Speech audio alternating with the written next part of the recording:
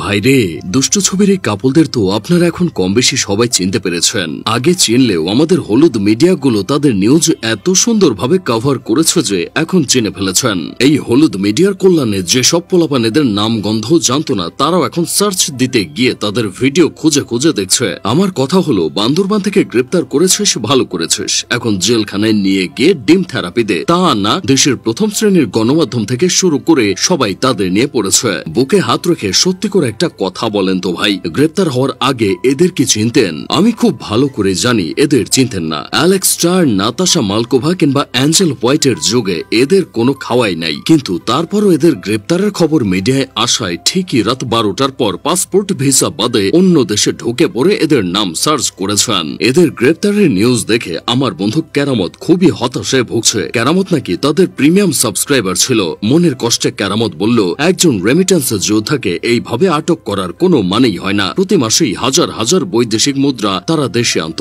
2024 সালের মে মাসে আন্তর্জাতিক প্ল্যাটফর্মে তাদের প্রথম ভিডিও প্রকাশ পায়। এরপর মাত্র 1 বছরের ব্যবধানে তারা সেখানে মোট 112টি ভিডিও প্রকাশ করেছেন, যা দেখা হয়েছে 2,67,00,000-এরও বেশি বার। এত অল্প সময়ে তারা বিশ্ব পারফর্মার র্যাঙ্কিং এর শীর্ষ সারিতে উঠে আসেন। 2025 সালের অক্টোবর নাগাদ বিশ্ব র্যাঙ্কিং এ তাদের অবস্থান 8ম। যারা দিন রাত অক্লান্ত পরিশ্রম করে মাথার ঘাম, শরীরের ঘাম বিছানায় ফেলে বাংলাদেশের নাম বিশ্ব দরবারে পরিচয় করেছে, তাদের এমন পরিণতি কোনোভাবেই মেনে নেওয়া যায় না। আমি এর তীব্র নিন্দা ও প্রতিবাদ জানাই। প্রশাসনের উচিত জেলখানার ভেতর তাদের ভিডিও বানানোর সুযোগ দেওয়া, যাতে আমরা যারা টাকা দিয়ে সাবস্ক্রাইব করেছে তাদের টাকাগুলো নষ্ট না হয়। কেরামতের এই সব কথা শুনে আমার কদম জোড়া কান্দে উঠে গেছে। আপনাদের উঠে গেছে নিশ্চয়ই। হলুদ মিডিয়ার কল্যাণে এমন অনেক কিছুই আমরা জানতে পারি, যেগুলো না জানলেও আমাদের কোনো ক্ষতি ছিল না, বরং জানার পর আমাদের বেশি ক্ষতি হয়েছে। দুধ দিয়ে গোসল করে হিরো আলম রিয়ামণিকে 3 তালাক দিছে।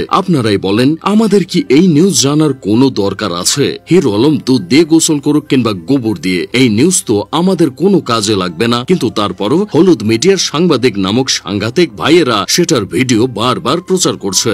বিয়ে করেছেন দেশের বহুল আলোচিত সমালোচিত নারী উদ্যোক্তা ও ইনফ্লুয়েন্সার রোবাইয়াত ফাতিমা তনি। এই মহিলা বিয়ে করেছে, এটা জেনে আমাদের লাভ কি? ওনার স্বামী গেছে, উনি আরেকটা বিয়ে করতেই পারেন, কিন্তু না, সব নিউজ মিডিয়াগুলো তাদের বিয়ের খবর এমন ভাবে প্রচার করেছে যে মনে হচ্ছে উনি বিয়ে করে খুবই অন্যায় করে ফেলছেন। দেশ অর্থনৈতিক ভাবে অনেক ক্ষতিগ্রস্ত হয়ে গেছে। এখন এই ক্ষতির মোকাবেলা একমাত্র মানবতার আম্মু জাতির আপা শেখ হাসিনাই করতে পারবেন। প্রিয় সাংবাদিক ভাইয়েরা, দেশে অনেক কিছুই হচ্ছে, দয়া করে সেইগুলোর দিকে একটু ফোকাস দেন। দেশে এখনো ডিমের হালি 50 টাকা, বাজারে এমন কোন সবজি নেই যেটার কেজি 70-80 টাকার নিচে। মাছের কেজি জিজ্ঞেস করলে কলিজা কেঁপে ওঠে। 1000 টাকা নিয়ে বাজারে গেলে ব্যাগের তলা পর্যন্ত ভরে না। দেশের প্রতিটা কোনায় কোনায় চাঁদাবাজি হচ্ছে, জমি দখল হচ্ছে, প্রতিটা সরকারি অফিসের টেবিলের নিচে দিয়ে লেনদেন হচ্ছে, দুর্নীতি হচ্ছে। এই খবরগুলো একটু ভালোভাবে হটলাইন করেন, যাতে মানুষের কিছুটা হলেও উপকার হয়, প্রশাসনের দৃষ্টি যায়। যাই হোক, শেষমেশ আমি গোলাম হোসেন একটা কাজের কথা কই। একটা সময় মানুষ নিউজ দেখতো সত্যতা জানার জন্য, আর এখন মানুষ নিউজ দেখে বিনোদনের জন্য।